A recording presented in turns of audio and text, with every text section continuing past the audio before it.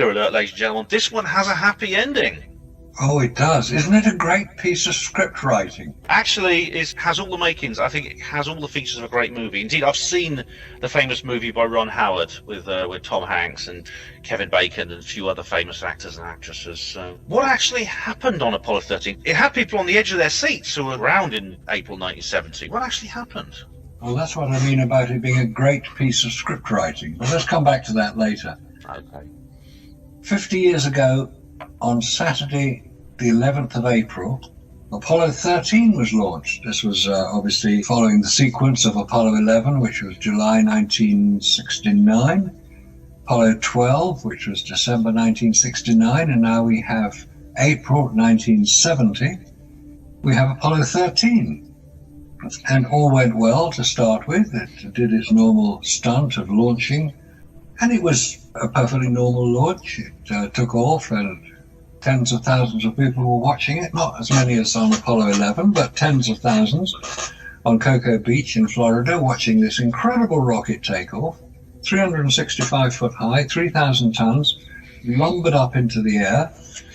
2 minutes after it fired its engines, all of the 5 F1 engines, that's why it's called Saturn V, because it had 5 engines, and disappears from view 2 minutes after launch. Get up in the sky, it's about 40 miles high, about 60 miles downrange. This is the point at which the first stage, which is where most of the fuel was kept, detaches, and it continues then on.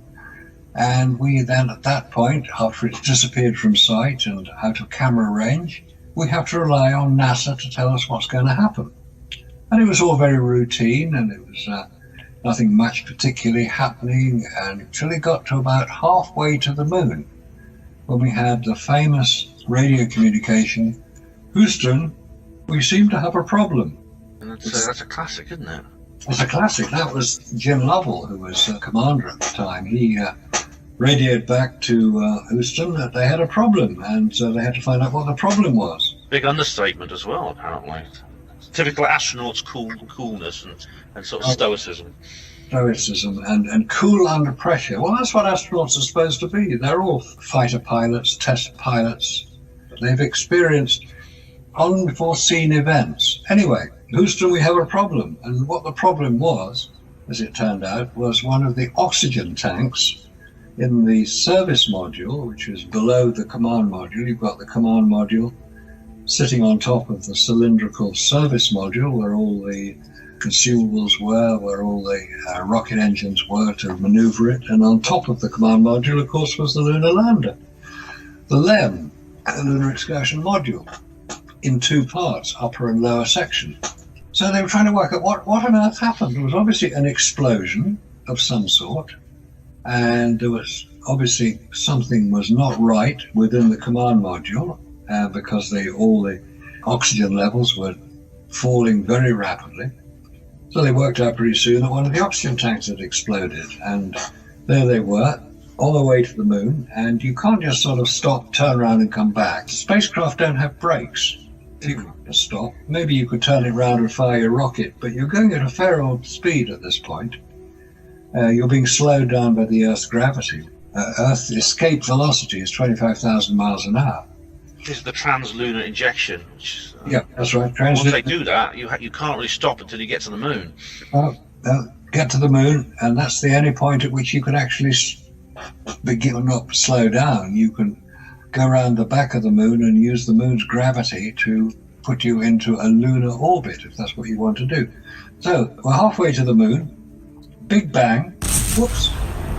So they hurried radio communication, hurried decisions. What do we do? Well, you've got to go on to the moon. You can't just stop and come back. You've got to go around the back of the moon and come back from there, which is what they eventually worked out they were going to have to do. Pretty scary, because the service module, I mean, for those of you who are familiar, you've probably seen like the cone-shaped command module, which is the pressurized section where it's the pressurized cabin for the crew, the 3 astronauts. The service module, the cylindrical bit underneath, which you explained. The service module contained all the water, all the oxygen, all the things needed to purify the air, which is the scrubbers, things like that. The dehumidifiers, the fuel for the rockets, everything was in that service module, apart from a small amount needed for the re-entry, which was in the command module. That's right. Which meant that they suddenly now didn't have those things because the service module actually stopped working at this point. Yes, and of course they still had to get back to Earth, which required a degree of power within the command module, because it's the command module which is going to bring them back to Earth, not the service module that's discarded and goes into orbit around the sun, burns up in the Earth's atmosphere depending on where they release it. And the only other thing remaining is the lunar lander. So what they decide to do, cut long story short, they decide that they're going to, all three of them, move into the lunar lander so they can shut down the power on the command module to save it for when they need it for re-entry into the Earth's atmosphere. So they're going to have to spend the best part of 4 days, in the lunar lander. Now there's a problem here, because the lunar lander is not designed to support 3 people for 3 days. It's designed to support 2 people for 1 day. In the case of Apollo 13, it was going to support them for a much shorter period of time than they were planning on spending in it. Now, the problem with that is that when you're in a spacecraft, you're breathing out and breathing in. So there's an atmosphere within the spacecraft. There has to be. There has to be pressurization. Otherwise, we're all going to get the bends and our blood will boil and it'll be very unpleasant. So we have to have a pressurization within the craft, which is fine. That was available. But in order to make sure the air that the astronauts were breathing, they had to remove the carbon dioxide, which every human breathes out, from the atmosphere. And that's done with what's called lithium dioxide scrubbers.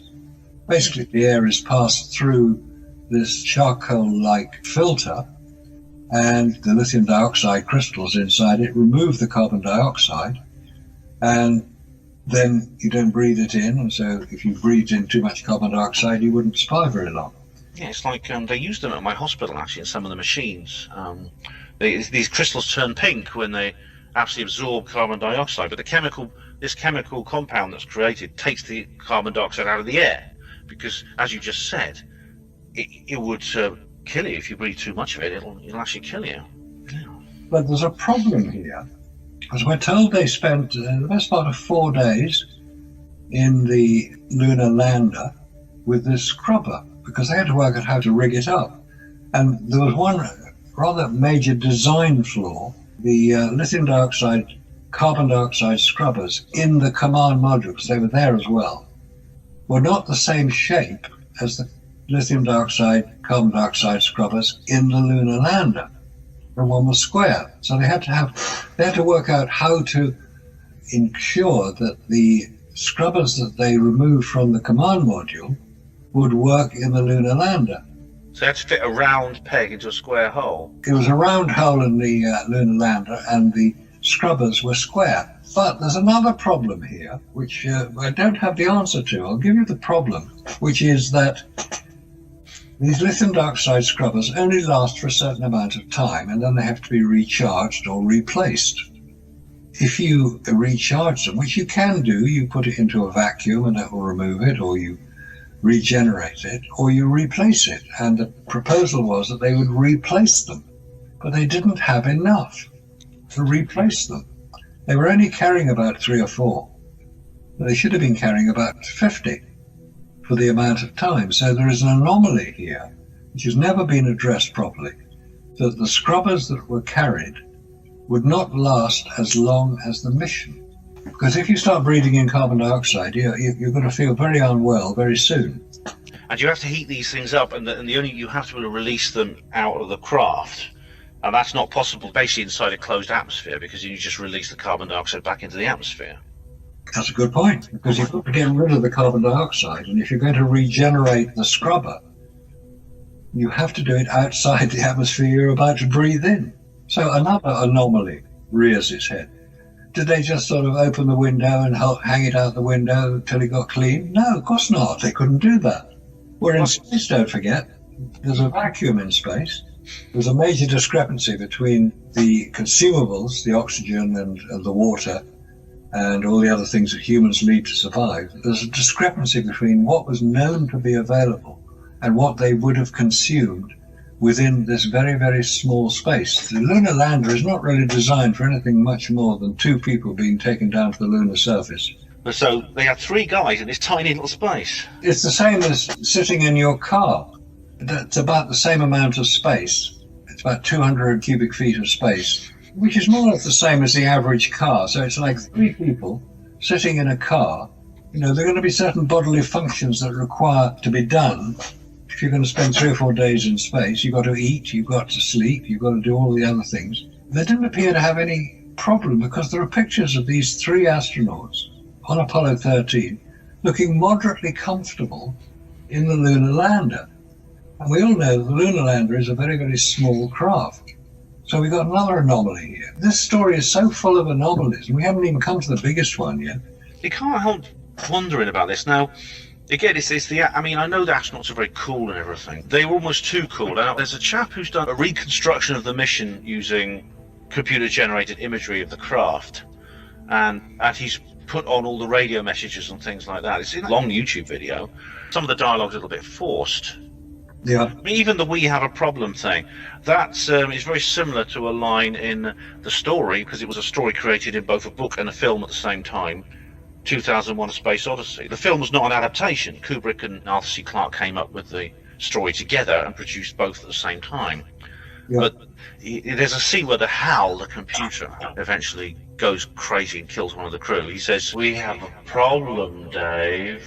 That was 3 years before this mission. I just note the similarity. There's many similarities between that film and these missions. But the movie script metaphor is actually quite a good one, Marcus. It really is.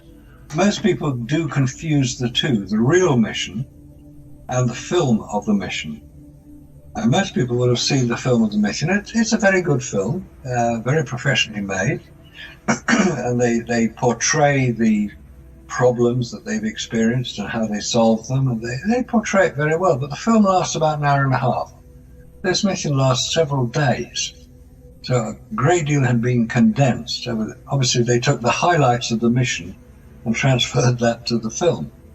Yeah, it's almost 5 days they were actually in space, and the churches were filling up with people praying. That's right. And there were people like biting their nails watching TV. Yeah, it was very fraught at the time. I'm old enough to have been around when it happened.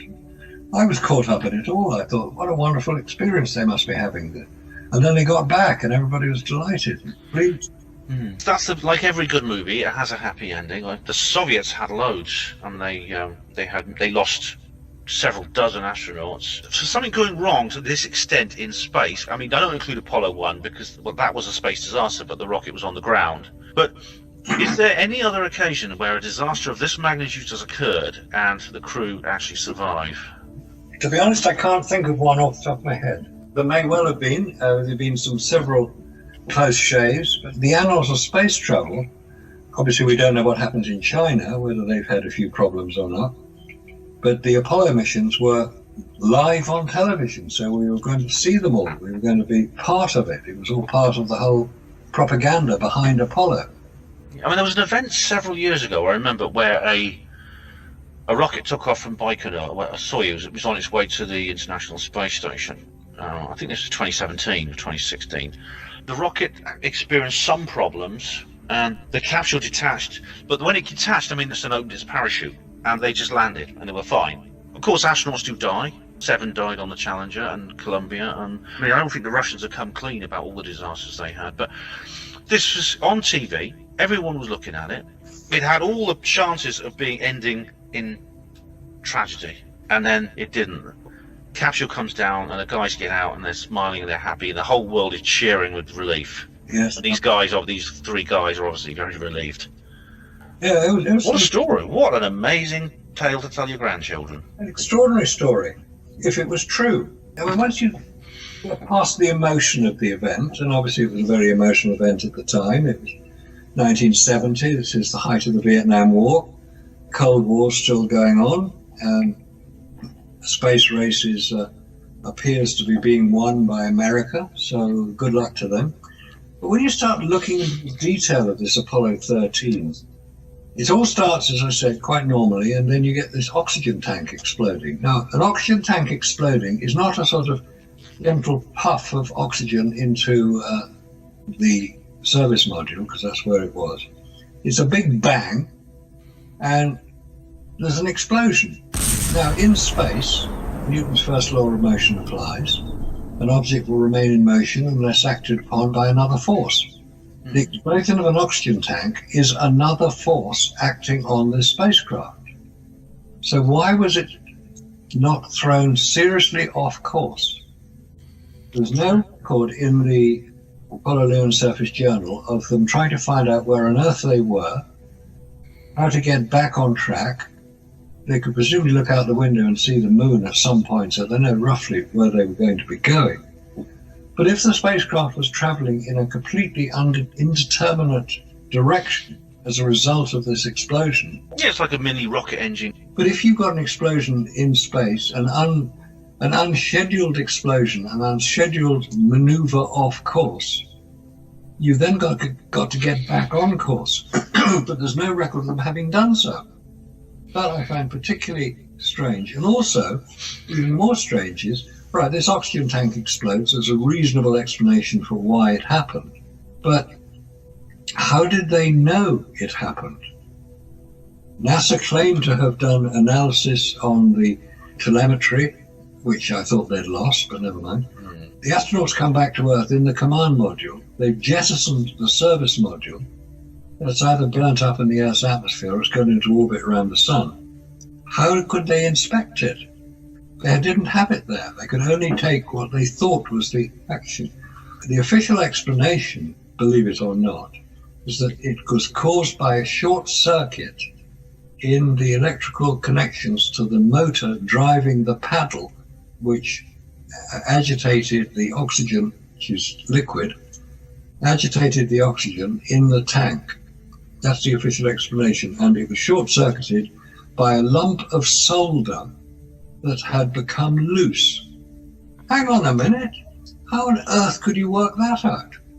Yeah, I mean, there's one photograph of the Odyssey, that's the spacecraft's name.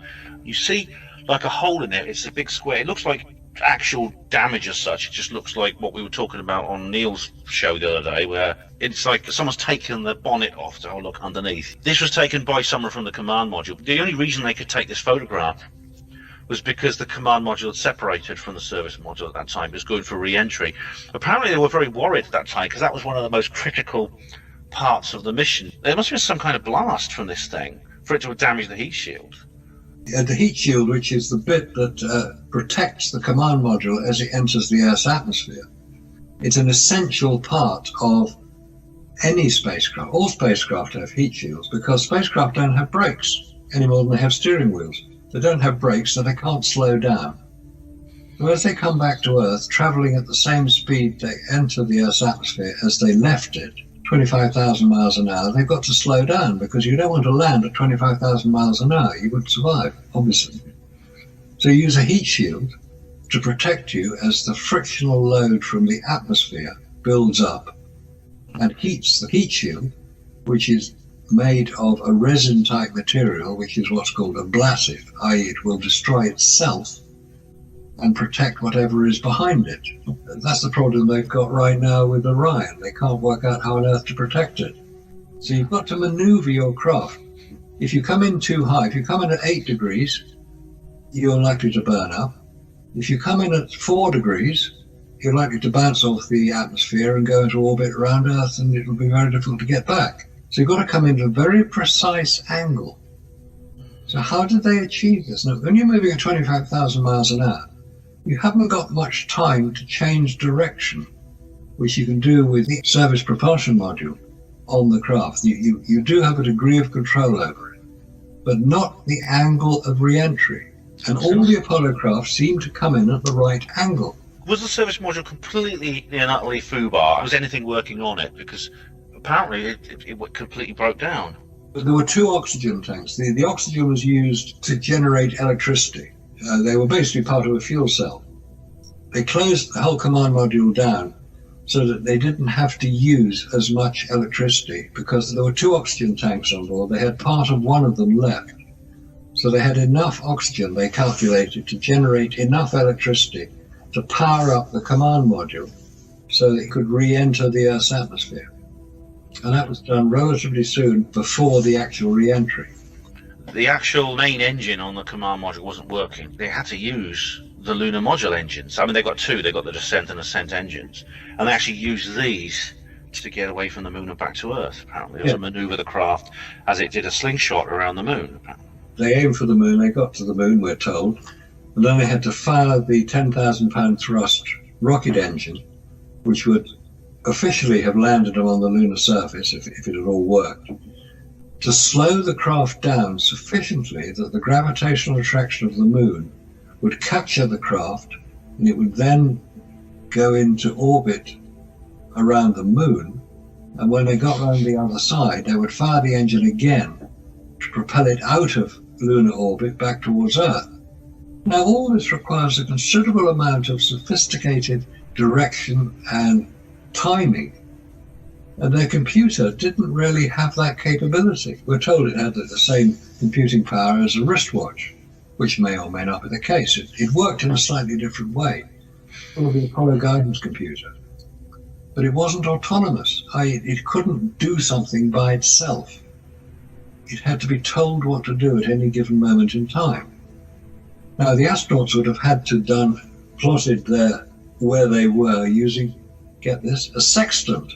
It's the sort of thing that was used by sailing ships years ago, where you could take a reading off a star, usually Polaris, the pole star, and see what the angle was above the horizon, so you knew what time it was. But obviously you needed a clock that was reliable enough to get the time. On a spacecraft, you haven't got a horizon because it's all space. So you'd have to take a reading off either the moon or the Earth. And you'd have to have certain stars on which you take the reading. It starts to get a bit complicated at this point. But anyway, having said all that, and it is complicated, they managed to get back all right. Now, coming back in a spacecraft from the lunar orbit, it's the equivalent of standing on top of the Empire State Building, 1,200 feet above the ground, well, you standing on top of the Empire State Building, holding a marble, and me standing on the pavement below it with a beer mug 3 inches in diameter, and you dropping that marble and me catching it in the beer mug 6 times on the trot. That's what we're told to believe about Apollo. I said they could only enter a certain angle, and that slot through which they had to enter was 40 miles wide and 7 miles high. God. If you scale that down to it's the size of a beer mug at the bottom of the Empire State Building. Yeah, that's what 240,000 miles. Yeah, and this is with the technology of the 1960s in spacecraft designed with slide rules. There were no such things as computer-aided design, and there's a delay in communication between the Earth and the Moon, 2.5 seconds. 1.3 seconds there, 1.3 seconds back. So with all these anomalies, we have the safe return of Apollo 13. It managed to survive being blown off course. It managed to circumnavigate the moon and fire its rockets at exactly the right time. If they'd fired it too early, they'd have gone into a much wider orbit and spent much longer. They got back to Earth, they got the right entry angle, the right entry speed, and they slowed down sufficiently so that they could then deploy their 3 big red and white parachutes, and they could land in the Pacific, and they get picked up by the helicopters, taken back to the rescue ship, and get greeted by the world. Film contracts, such like. That's the story. That's the official Apollo 13 story as recounted in Ron Howard's film of Apollo 13 starring Tom Hanks. Don't forget, they've all got the right stuff. Also, when you think about it, they didn't know the Apollo missions were going to be cancelled. They assumed, like everyone else did, that space exploration would continue to progress, as we discussed on Neil's show the other day. So I'd have just been thinking, I'll sod the moon. We'll get a chance to go back next year. It's like getting your legs blown off when you're about to go skiing and thinking to yourself, damn it, I was looking forward to that chalet in St. Moritz. It's absurd. Yes. It's interesting. The commander of Apollo 13 was Jim Lovell. He was one of only 3 astronauts, the others were Gene Cernan and Young, who actually flew on 2 Apollo missions. That's why only 24 astronauts, not the 27 you would expect if there were 3 astronauts on 9 missions, which there were. So 3 of them got the chance to go back again. Yes, and Jim Lovell, he was on Apollo 8, which didn't land, and he was on Apollo 13, which didn't land. So he made 2 attempts to walk on the moon and failed. Oh. But you know, it astonishes me, because not just for the simple fact that they're in this terrible predicament, which they understood perfectly well, being very, very highly trained and cool-headed astronauts they were. Already Lovell was on his 2nd mission. He just thought, well, it's rather a strange reaction, I thought, that they expressed these feelings. And again, it's rather like something you write, not in a good movie script, but in a bad movie script. Well, it's basically a piece of imagination, the whole thing. What date were they actually scheduled to land? Sort of land on the 14th. So the moon is just waxing past half. That's right, yeah. And they were going to be landing at a place called Frau Moreau, which is just to the left of centre. Well, left of centre is basically virtually on the Terminator. Exactly. Now, all Apollo spacecraft landed close to the Terminator because the shadows would be longer, which would make better photographs, and they were always landing with the sun behind them. So if they overshot, they'd be in trouble because they couldn't see where they were going to land, because there isn't much ambient light on the moon. It's either light or it's dark. Despite people claiming that the lunar surface has a special reflective property. Oh, yes. Because it reflects light, you can see the damn thing. Look out the window. There's the moon. It reflects light. It's sunlight it's reflecting. But the moon is orbiting the Earth. It's also rotating on its own axis, or revolving on its own axis. So it's a fairly complex dance that is going on all the time. What would actually be the situation? Would it be complete darkness, or would it be just past the Terminator? To be fair, I haven't seen the actual calculation. It was done, I think it was Celestron, which is an astronomy software that you can use. You can put any dates and times of any planet into it and see exactly where you are. And that was how it was calculated. The landing site would have been in darkness. It's actually sort of quite considerably to the southwest of the centre. I think, based on what I've seen on this particular database, it would have been over the Terminator. Just so you can see, actually, on this, just Google Frau Moreau, and It's got like a spot which shows you where it is. It's actually not near the centre. It's about halfway, I'd say, to the southwestern limb of the moon, which would put it in darkness. You can't land in darkness. No, you can't, because you haven't got headlights on. You know, the old joke, if you're travelling at the speed of light and you turn your headlights on, what happens? I think the light just doesn't go anywhere because it has to be the same speed. Well, something like that. It's one of those questions that everybody asks but nobody quite got the answer to. There's another side to this whole Apollo 13 thing. You've made a very good point that it's worked very well. Everybody was happy. They all landed successfully and they all got out and everybody cheered.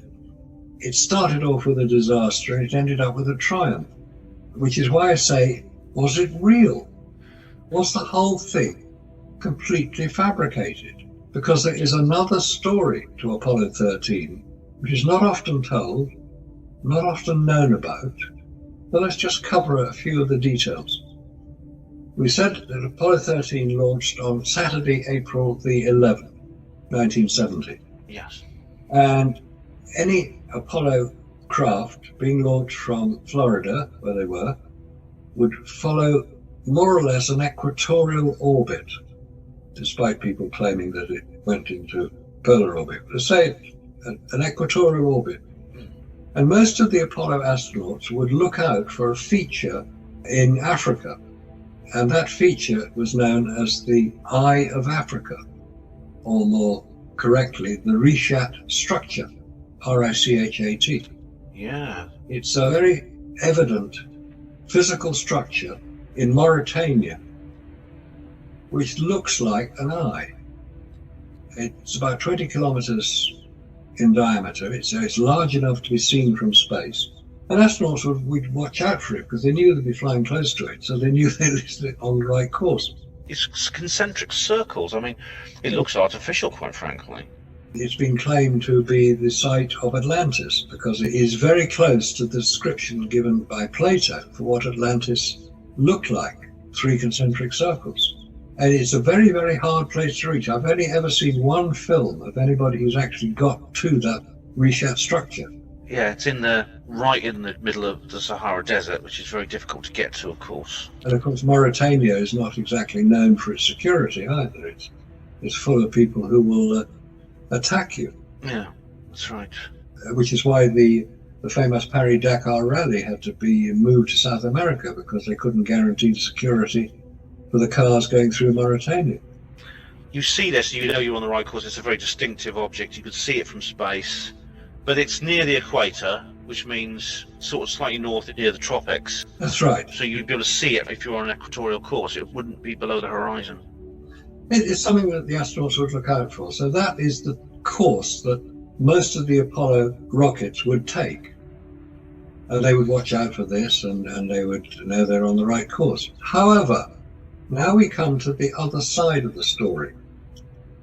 On April the 12th, 1970, in the Bay of Biscay, which is further north from Mauritania, obviously, it's in Europe, about 400 miles off the coast of Spain, because the Bay of Biscay is bounded by France on the east side, Spain on the south. 400 miles north of Spain, there were Russian naval exercises taking place. There were a lot of Russian ships in the area. It was known that this was happening. This was not an unknown event. But one of those Russian ships recovered from the Atlantic Ocean an Apollo command module. They hoisted it on board their ship, fishing boat it was, which is a euphemism for a spy ship, and it was taken from the Bay of Biscay by a rather circuitous route up to Murmansk, which was the naval base that would operate the Soviet Navy as it was then if it was in the Atlantic, Murmansk being north of Norway on the Russian coast, next to Finland and Norway. So pretty cold.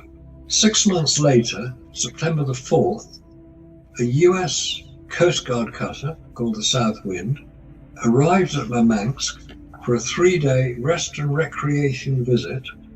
And during its visit there, this is the first time any US Navy ship had visited Murmansk since the Second War, because America and Russia were on the same side in the Second War, if you go back that far. The US Coast Guard cutter South Wind visited Murmansk, and during its time there, it recovered the Apollo command module, which the Soviet Navy had brought back with them, because the law says that any nation recovering a space artifact belonging to another nation should hand it back. So that's what the Soviet Union were doing. They were handing it back to America. That command module was taken from Murmansk on the South Wind, and there are photographs of it on there. This is not some folklore story. This is a real event. There's a large number of images, both from the Russians and the Americans. Some of they're posing, the Russians and Americans together with this, what looks like an Apollo command module. Was this just after the launch, just before? Just after. The official launch of Apollo 13 was on April the 11th. This command module was recovered by the Soviet Navy the next day.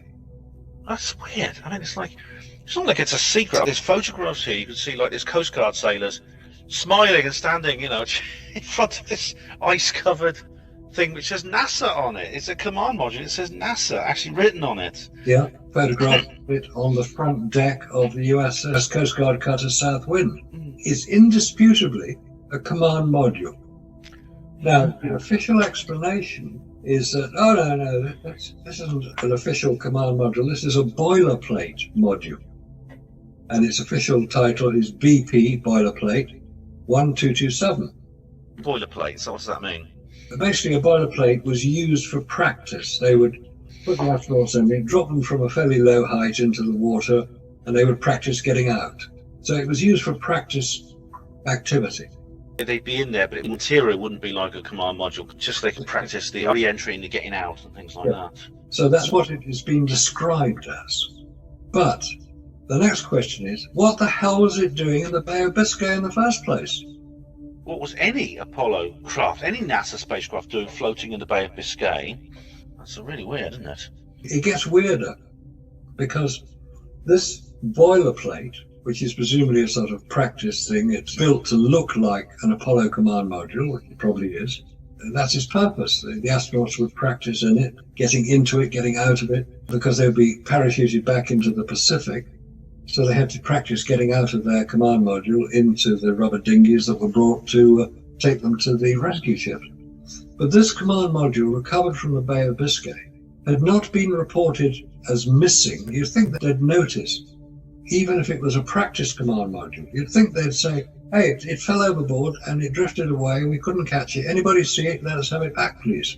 No, there was no announcement about that. Nothing at all. And Florida is at least 2,000 miles from the Bay of Biscay. And if it could drift with the prevailing winds, which it could do, it would take quite a while to do it, 3, 4, 5 weeks maybe, and it would then show signs of growth on it, because if you put any object in the sea for any length of time, it's going to get seaweed and barnacles attached to it. Yeah. And it was fortunate that it was all shut up as well. I mean, there were no doors open, there were no windows open, so because if there had been, it would almost certainly have sunk. I'd imagine that it wouldn't be like as tightly sealed as a real spacecraft. I think it would probably have sunk anyway. I mean, you know what happens to boats on the river in Oxford? Someone has to go in there every couple of weeks and just pump out the bilges. If you leave a boat alone for like a couple of months, it will sink. And the same goes for big ships. The water has to be pumped out of them regularly. Yeah. So Apollo command modules, the same thing would apply. If it's been floating around in the Atlantic for 3 or 4 weeks or even a bit longer, when nobody's missed it, nobody's known that it's gone missing and sort of drifting across the Atlantic, you'd think on the photographs that we're seeing, that you've seen there and which are quite easily available, there's no algae, there's no growth marks on it. So what is it doing there? Was it, as we're told, the boilerplate 1227, or was it actually the command module for Apollo 13? Obviously, another factor is, of course, for it actually to be captured like that, you'd have to be very, very lucky. If you lost something and it floated across the Atlantic, which is only like 18 feet across, I mean, it's the size of a small boat, yeah, they found it in the middle of the ocean. That's like more than finding a needle in a haystack. Just finding a capsule in the Atlantic. It doesn't make logical sense. If you look at it from a critical thinking viewpoint, you say, okay, well, let's have a look at this. Let's say it's the boilerplate thing. Let's say it's what it's claimed to be. How did it get there? Why is there no growth on it to show it's been in the water for several weeks? How did the Russians find it, not the Americans? You think if the Americans had missed it, they might have gone chasing after it. Said, okay, guys, watch out for it. You know, it's this high, this wide.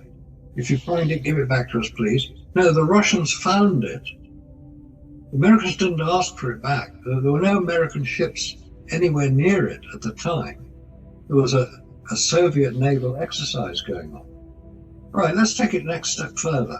Supposing the Russians, they'd obviously been following Apollo. They knew where the launch trajectory was going to go, and they were just hoping for a lucky break and that maybe something would go wrong and they could get there first and recover what fell out. Standard intelligence gathering. Yes, intelligence gathering mission. They would have ships around. I mentioned the fishing boat onto which it was loaded and returned to Russia. That was a spy ship, because there were plenty of them around. Now, if the Russians just got lucky and happened to pass across this command module, the implication being that it was actually Apollo 13, it was the official Apollo 13, which aborted. But it's not at the right place. If it was on its proper trajectory, it's about 1,500 miles north of where it should have been. Could it be that it aborted because it went off course? Does this mean then they came up with the idea of the accident in space afterwards, or was the accident in space planned originally? Well, if they had an accident in space, they would then avoid having to do all the prancing around on the moon.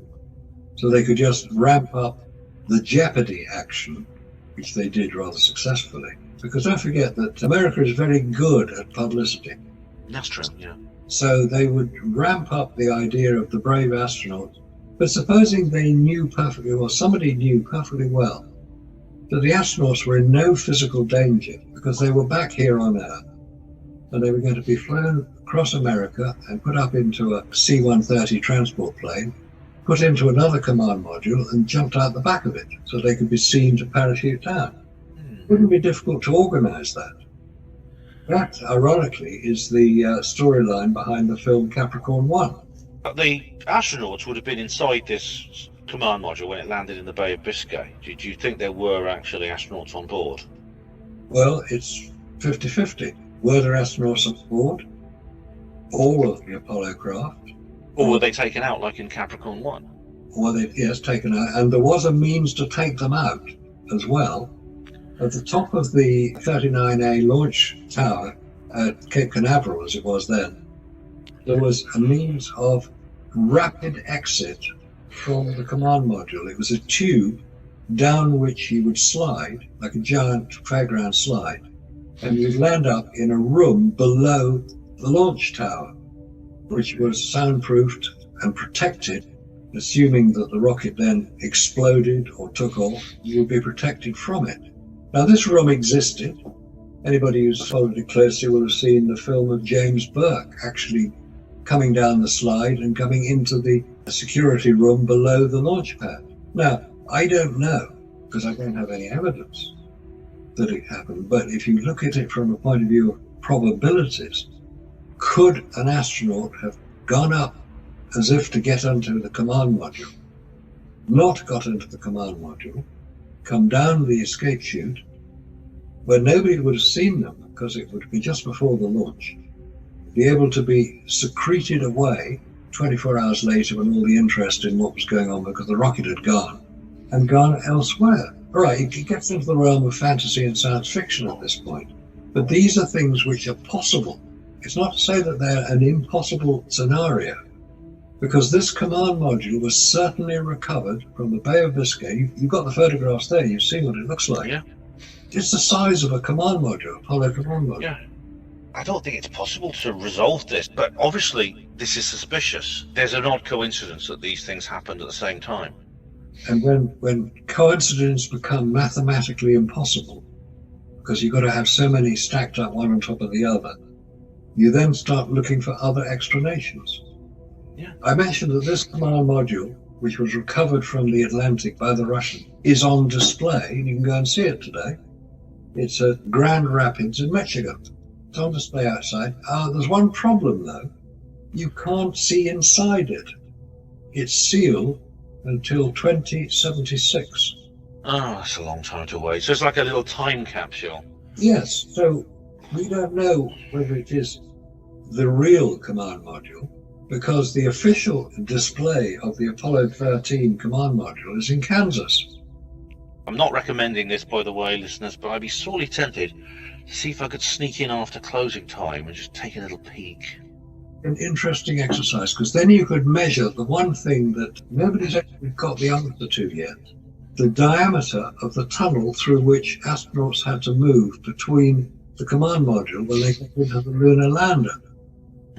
It appears to be too small to move an astronaut wearing a spacesuit, which means that he got into his spacesuit inside the lunar lander. How did he do it? Any film of an astronaut being kitted out in his spacesuit, it takes two other assistants to help him into it. Well, when James Burke put one on, in the documentary he did about Apollo, it took two of them to get it off him. But I mean, I suppose the point I want to make is that if you sneak in and take a look when no one's watching, and you see what you see inside is actually a real command module, not a boilerplate one, I don't know how they'd explain that. They probably said, oh, we did use a real one instead of the boilerplate or something like that. They'd come up with some explanation, I'm sure. They will retcon it like they've done everything else with the radiation and stuff. Of course they would. There are answers to everything, which is why it's a fairly frustrating experience examining all these anomalies. And there are so many anomalies on the Apollo program. Once you start getting into them, it's almost endless. There's always a counter-argument. And it's, oh, no, obviously you don't understand about this, you don't understand about that. No, actually, I do understand about a great deal of this. And just to go back to some of the things we were discussing earlier, not today, but earlier in the Apollo Detective series, talking about the effect of a hard vacuum on photographic film. Oh, that's a new piece of research that you've done. So tell the listeners about that. Photographic film cannot survive in a hard vacuum, i.e. the level of vacuum that exists certainly on the lunar surface and usually around the International Space Station. Photographic film, I'm not talking about digital here, I'm talking about photographic film. That was what was used to take all the photographs we've seen of the Apollo missions. Photographic film, used in the Hasselblad cameras, still cameras, and the Mara data acquisition cameras mounted inside the lunar lander to photograph the astronauts allegedly prancing around on the lunar surface. Photographic film is made of a plastic backing coated with light-sensitive emulsion, i.e. chemical. If that is in a vacuum, the emulsion will outgas. Now, in very simple terms, that means that the vacuum is so powerful, it will suck out from the chemical of the emulsion initially the lighter elements, the hydrogens. Basically it will destroy the film, and you cannot record using photographic film in a vacuum. So how do you get around this? Because there were two spacecraft. One was the Lunar Orbiter, not to be confused with the Lunar Reconnaissance Orbiter. The Lunar Orbiter was launched to photograph potential landing sites for Apollo in 1966. And the other one was the Hexagon Spy Satellite, launched in 1971. Both of those two craft used photographic film to record the images.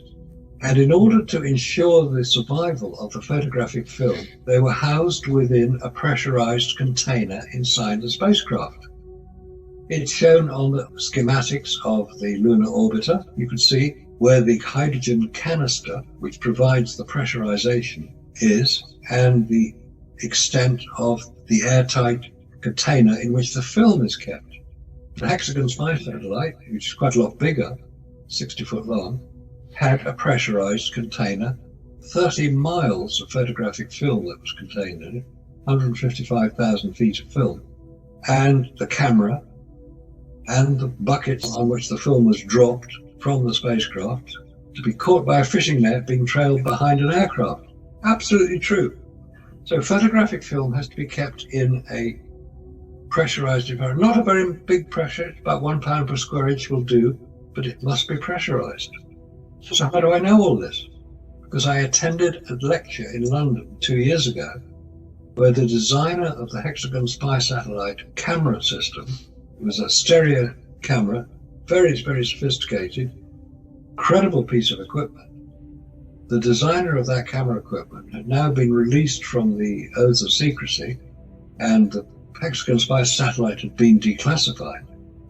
And he said it. He said the film had to be kept pressurized. End of story. And I actually asked him a question. I said, would this apply to Apollo? Of course it would, he said. Film doesn't work in a vacuum. It has to be pressurized. You've actually proved this with an experiment, haven't you? We have, yes. Over in Canada with Scott Henderson and his mate Bob Williams, Bob went out and bought a vacuum chamber, commercial vacuum chamber, and bought the film similar to, if not identical to, the film used on Apollo, the S-Star-based Kodak Ektachrome film, and did various tests with it. It's well known that Apollo 17, there were 3 EVAs, so the astronauts would get out of the lunar lander, walk around, take photographs, get back in, repressurize the lunar lander. A few hours later, they'd go through the same rigmarole again. They did it 3 times. It's a 3 times pressurization, depressurization. And Bob Williams recreated that over a 72-hour period, 3 days. And the film was damaged. He had a control film, which he took photographs of, and he then took the film that was in the vacuum chamber, put it in the camera, and took an identical subject matter and developed both films as per instruction. And you can see very clearly that the color balance of the film that was taken from the vacuum chamber is completely shot. It doesn't record the colors which the control film will show. The blue of the sky, green of the grass, all the color balance is gone.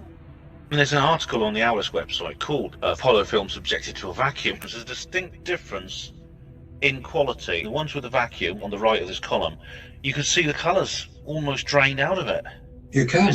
On the one on the left, which is just a normal film, it's the colours all there, it's normal. But on the one on the right, taking pictures of the same things, Yep. colour's gone. It's like, but of course, if you look at the Apollo record, the films are perfect. They're perfectly fine. Yes. But, Yeah. they look great. I mean, they were on the front cover of Time. They're some of the most famous photographs ever taken. Yes. Well, most of them are colour images.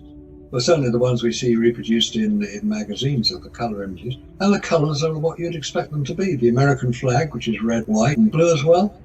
All the colours on the American flag, which appears in quite a few of the pictures, are perfectly normal. It's what you'd expect. The vacuum on the lunar surface is severe. We're talking hard vacuum.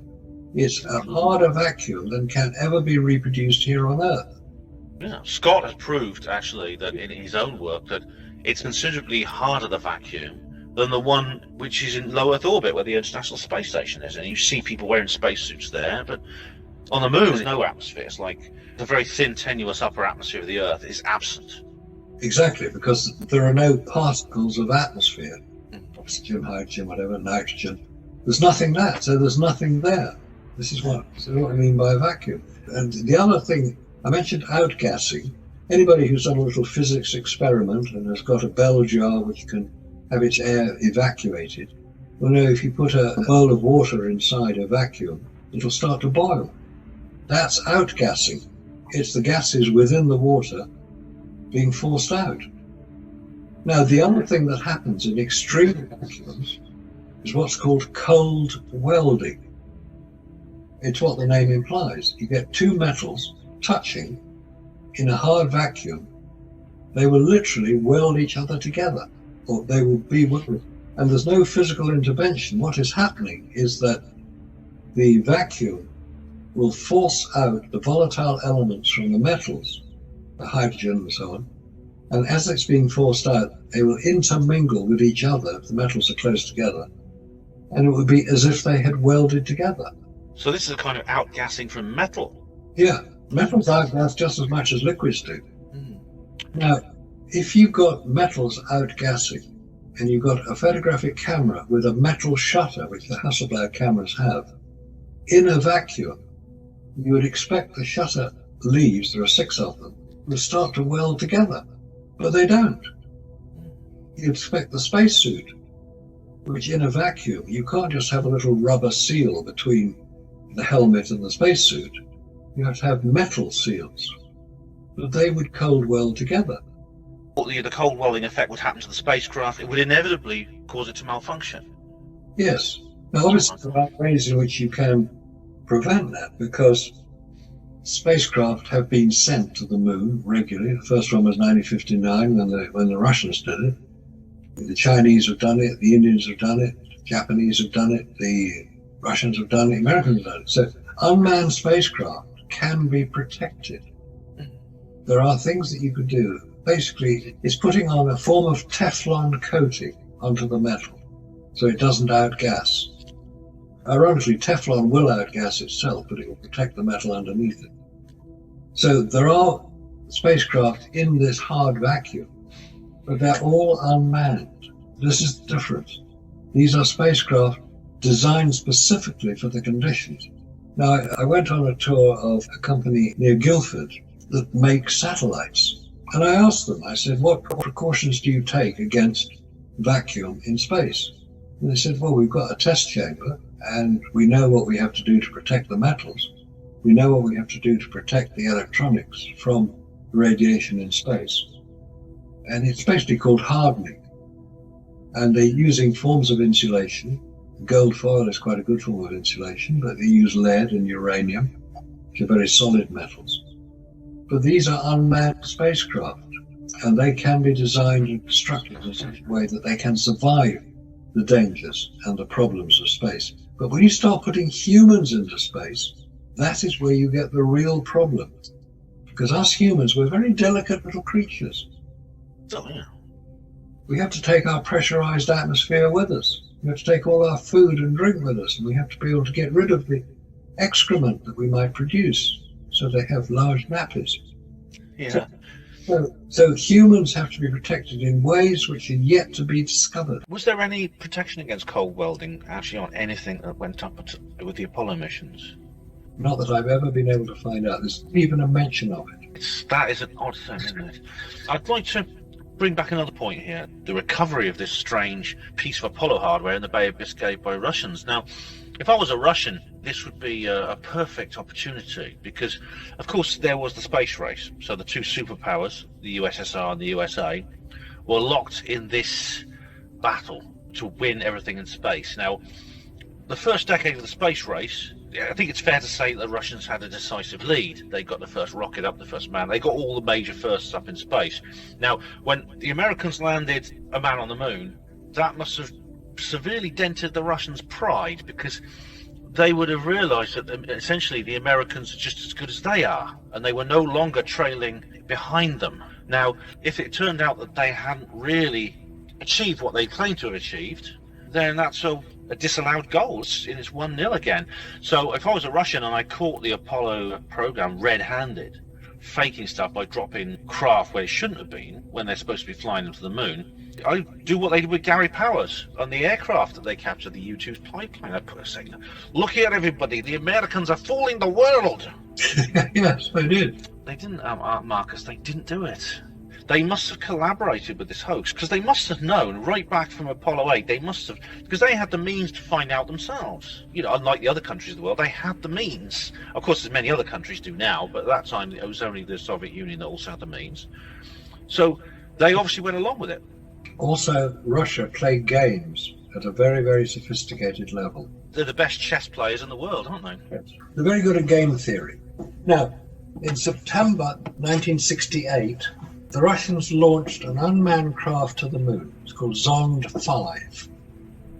It orbited the moon and it returned to Earth.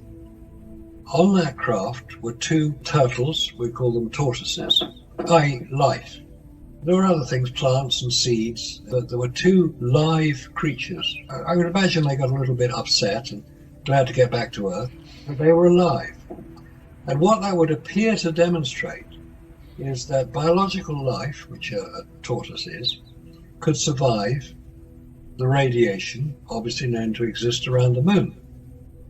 What is not generally known is that, like cockroaches, which will survive a nuclear explosion, tortoises can survive 15,000 times the radiation levels that humans can. So it's not a fair comparison. Yeah. But what the Russians demonstrated was their ability to launch a craft to the moon, to orbit the moon, and return it to Earth in September 1968. That was the catalyst for Apollo 8, because Russians, being fairly clever in some respects, they put on the Zond 5 craft, they put a tape recorder with a voice saying, "Wow, I can see the moon, I can see the craters, I can see it, it's a lovely sight," or words to that effect, implying that there was somebody on board that craft. They wanted to fool people into thinking there was people, it was a manned mission. That it was a manned mission. Oh, dearie me. It was what precipitated the whole Apollo 8 fiasco, because America had to be seen to do something to counter this. Now, the man in charge of the Apollo program at the time was a man by the name of James Webb. And he had been in charge for 7 years at that point. He'd run the whole Apollo program. It was obviously going pretty well, going according to plan. But he was the man who made the decisions. But at the time that the Apollo 8 mission was launched, he was at a conference in Vienna. He was then told that Apollo 8 had launched, and the report is that if somebody could be killed over a telephone, the man answering the phone to James Webb would be dead. If he's the head of NASA, why is he not in America where the mission's taking place? The first manned mission to the moon, and he's in Vienna at a conference. It was at a conference because it was done without his knowledge or authority. I'm not surprised he was furious. 2 weeks later, James Webb resigned. And he is so revered in NASA as an administrator and as a personality that the new space telescope, replacing the Hubble Space Telescope, is called the James Webb Space Telescope. Yes, it is, that's right. So he is a man who is considerably revered in NASA. And he was an honest man. If he felt that this was an inappropriate thing to do, he made it very clear what he thought. And he did.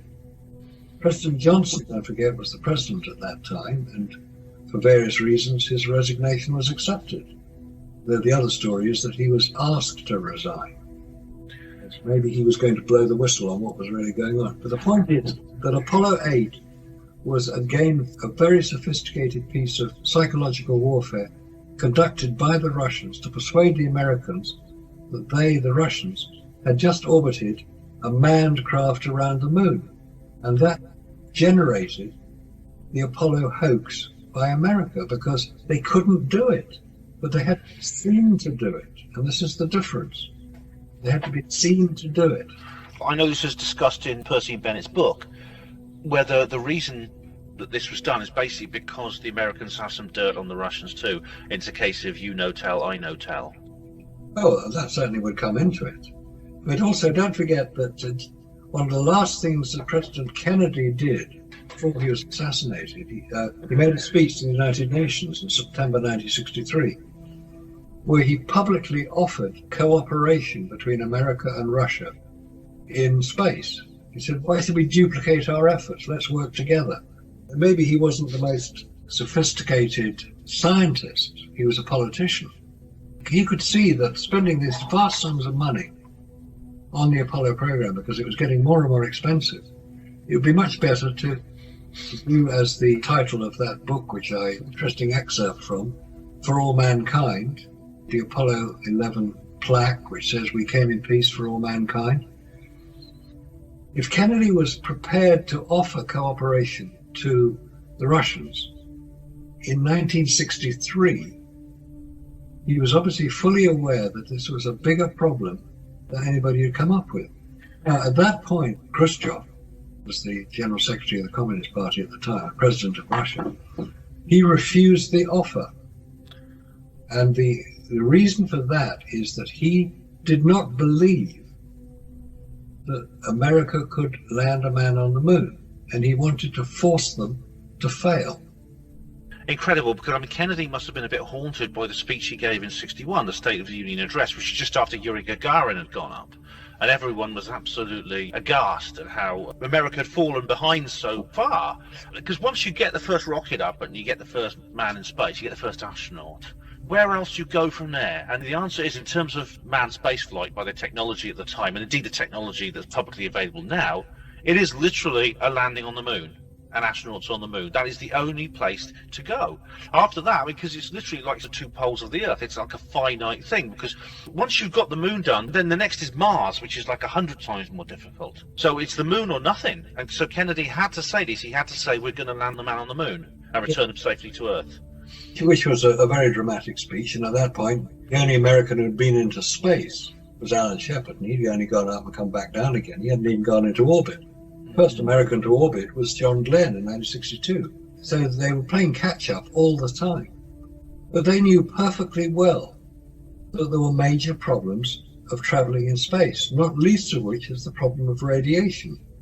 Now, at that time, Russia didn't have the deep space tracking network that America set up. And they were using the Jodrell Bank radio telescope near Manchester. The director of the Jodrell Bank telescope at the time was Sir Bernard Lovell, as he became, and he was cooperating with the Russians to track their craft with the full knowledge of the British and American governments, and nothing secret about any of it. Bernard Lovell went to Russia several times, and one of the questions he asked was, when are you going to land a man on the moon? Because they'd got the rocket, they developed the rocket called the N1 rocket. They developed the craft to take cosmonauts to the moon, which is a circular craft. And he asked the Soviets, when are you going to land a man on the moon? And they said, when we can ensure his safe return due to the dangers of radiation. So the Russians were fully aware that radiation was a major problem of sending humans. Humans need to be protected as well. How do you protect humans? This was only discussed in relation to the Apollo mission many years after the Apollo missions had ended, when people like us started asking these questions. Exactly. Now, going back to Apollo 13, so if everything to do with the Apollo missions was a charade, it was just done for publicity's sake, was the incredible thrill, that is the incredible fear and worry and then relief and elation of Apollo 13, part of this big narrative. Yes, it would all have been planned carefully in advance. There are sophisticated thinkers in America who would be able to work all this out. They would work out what could happen, what should happen, what might happen, and what we do if it does. Every contingency would have been taken into account. And also, America are very good at visual publicity. It's called Hollywood. I'm not saying that Hollywood got behind it, but they may well have been able to provide considerable amount of technical advice. I mean, just as an example, there was a recent film about Apollo 11. It's part of the 50th anniversary of it, and it was a film of Apollo 11. And you see this magnificent shot of the Apollo 11 rocket taking off in this film. And you think, oh, maybe they got some film from the official launch. No, they didn't. They built a 14-foot high rocket on a stage set and launched it.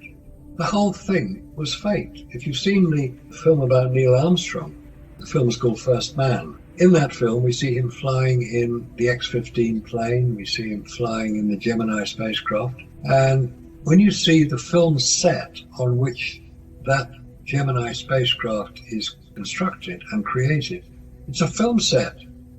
It's a sound stage. On film, it looks very, very persuasive. You think, how did they get such magnificent shots of the Gemini craft? Gemini 10, when Neil Armstrong was flying and he had to control the craft when one of the thrusters stuck open. He was a very brave pilot. But it is certainly not beyond the realms of possibility that the whole thing was created. Not by Stanley Kubrick, before anybody says so. Stanley Kubrick was busy getting 2001: A Space Odyssey released. But it didn't need a film director, it needed the special effects people to contribute to it. And that is what we see. We see the special effects of sophisticated Hollywood techniques. Well, it certainly made Apollo 14 more exciting, didn't it? And indeed 15, 16 and 17. Because I suppose once people realised more perhaps of the danger. Yes, could well have been. But also, don't forget, on Apollo 15, 16 and 17, they took their little buggy with them, didn't they? That's right, these were much more ambitious missions. And, this would be good to get you back another time, Marcus, and perhaps we could go into that in more detail. But right now, we've come to the end of this particular programme, and it's been great having you on the show again. Well, thank you, Ben.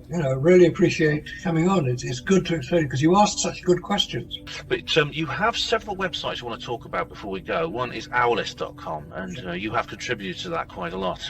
Yeah, owlist.com. It's probably the foremost site on the internet, on the web. It's been going for over 25 years. We're recording and reporting all the information, some of which we've been talking about tonight, but all the information is there. If you want to see what the Russians think about many of the Apollo subjects, the site has translated articles from Russian filmmakers, Russian physicists, Russian scientists who've looked at the Apollo record. Now they have access to the official Apollo record on the internet. They can see it, compare it to what they know happened in the Soviet Union, and the answers they give will surprise you. The Russians have deconstructed a lot of the Apollo. If you're new to this and you're curious, you'll be there all day, honestly. Oh. And anybody just wants photographs, there's a section on there. It's by Jack White, who was a photo analyst, and the information is, there are hundreds of photographs that he's examined and looked at and questioned.